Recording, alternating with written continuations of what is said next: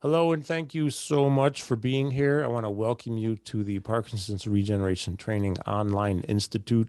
My name is Carl Sterling. I'm the founder and the creator of this brand, and I've been teaching it all over the world for the past 7 years, written 2 books about it, and I'm happy to share it in an online, hopefully easy to use platform that will be ever growing. All right. So the reason for this introduction video is because I want to let you know, give you an overview of what to expect, what you'll be learning, okay, and also how to get the most out of the course. The first thing you're going to want to realize is you want to go through things in order the first time through. After you're through it the first time, you can pick out and go back and review anything, okay? And also be sure to check back often because new videos are going to be going up every single week, sometimes on a daily basis, because I'm researching every day and I'm always learning and applying things with my patients here in my clinic. And of course, I want to share it with you. All right, so I want to help you get the most out of it. Let's take a look here at what we're going to get into. We're going to be bringing you, and we're excited to bring you, like, again, easy to use, ever growing, in-depth educational program that's going to dive deep into the following, okay, and more that's not listed, but this is definitely what we're getting into right away. We're going to learn how to slow disease progression and manage disease symptoms in Parkinson's, okay? We're going to learn how to retrain the brain through the power of neuroplasticity. And this is a very, very interesting section. I'm looking forward to you learning about it and then sharing your feedback with me after you try it with yourself or with your clients or patients. We're going to learn about improving memory and cognition and how we can actually turn short-term memory into long-term memory, because we can. All right, we're going to learn exactly how to do it. We'll learn advanced yet simple techniques and strategies to improve movement, strength, balance, stability, mobility, flexibility.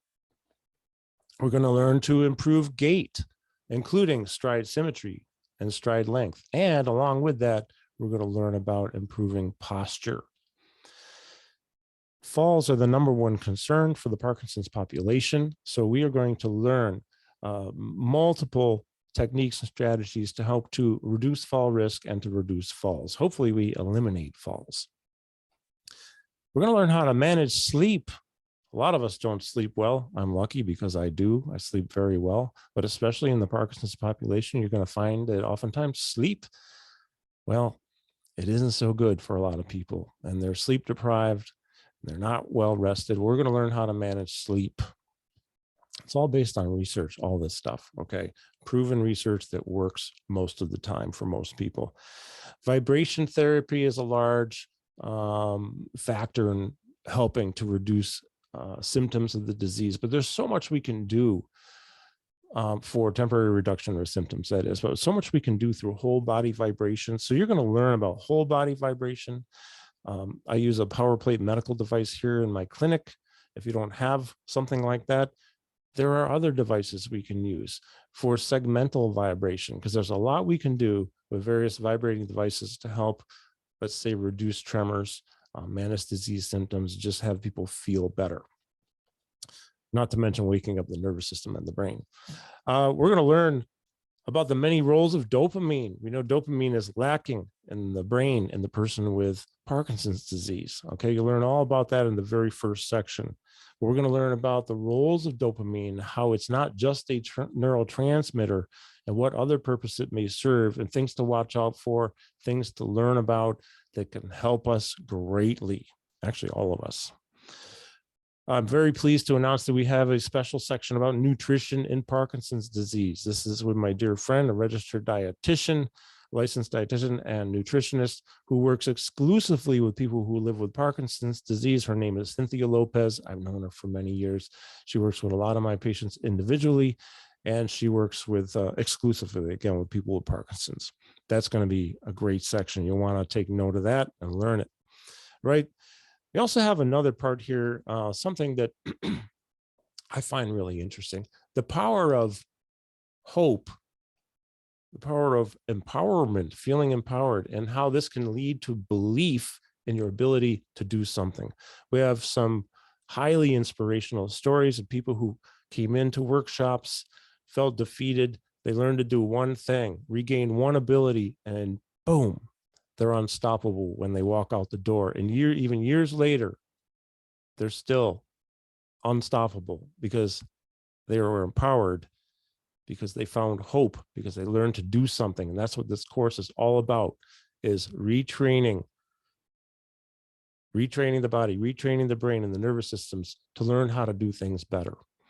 All right, so that's really powerful stuff. We also have a comprehensive library of educational information and exercise techniques, or strategies, if you will, for all the categories I just talked about. So you'll learn about a lot of things that have to do with Parkinson's and how to manage things, but also exercises, movement, cognitive, and memory exercises. And this library, by the way, is going to continue to grow. Okay. Again, we base this on research, most of it. Once in a while, we have to think outside the box, though, and we have to try things that I can't find research about. And if it works, then it works. We're going to teach that to you as well. So the course will always continue growing with education about Parkinson's and education with intervention strategies and techniques. All right. Now, important points I'd like you to remember before we get into the first section. This is going to sound funny to some people, but I say it, and I say it because it's true. People with Parkinson's are people too, and they're people first. Parkinson's doesn't define a person. They aren't Parkinson's. They just live with Parkinson's. Parkinson's doesn't define anyone any more than cancer defines anyone. If you have cancer, I'm very sorry, but you're not cancer. You are a person who lives with cancer. So you follow me there? People with Parkinson's are people first. They're people too, okay? They might have had cancer, might have had a hip replacement, a spinal fusion, who knows? All kinds of, they've had a life. So we're going to learn about how we get into that and not let Parkinson's define them, and also get outside of Parkinson's in our intervention strategy and train and do our sessions considering Parkinson's, but not allowing Parkinson's to define all the exercises we do. All right. Also, it's very important to realize that the repetition of information is intentional. You're going to hear some things over and over. I'm doing this on purpose because repetition is the mother of skill. It's the mother of knowledge, and knowledge is power. I want you to take this stuff. I want you to remember it, use it, practice it, develop it on your own. You're going to come up with things I wouldn't have thought of, and share feedback with us. Okay. You'll have a special Facebook group dedicated to online, the subscribers of the Online Institute. We're going to have conversations. It's going to be great. Okay. So last points here before we move forward. And this is very, very important, folks. Very, very important. Be sure as you're learning, hyper focus on what you learn. Pay attention. All right. Hyper focus. Take notes. Write down, pen and paper. Okay. You can type if you want to. Research shows that writing with a pen or a pencil on paper is better for your brain. You're going to remember it better than if you're typing. Okay. Take notes, then go back and watch the video again. Watch it again. Watch a certain part again. Whatever it is, there's a lot of information going to be coming at you. Go back, learn, because everything is going to be based on the thing that you learned before. So you won't even be able to go to module 2 or section 2 until you learn module 1. There'll be little quizzes and this and that.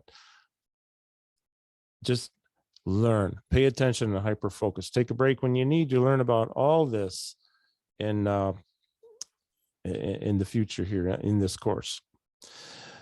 Remember that our education is focused on the Parkinson's population and people who live with Parkinson's. However, it applies to all people. Okay, we've worked with so many different